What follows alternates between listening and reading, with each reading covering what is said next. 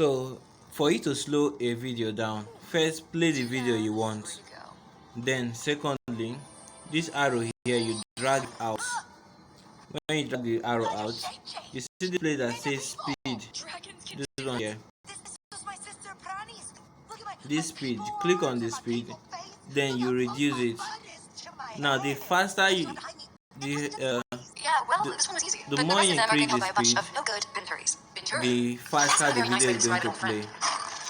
The more you reduce the speed, the slower the video is going to play. So that's just how it is. So if you want it to play a little bit faster, you take it higher. If you want to play very slow, just take it to the end. So that's just it about how you can reduce the speed of a video and enjoy it and learn whatever you will have to learn from that video.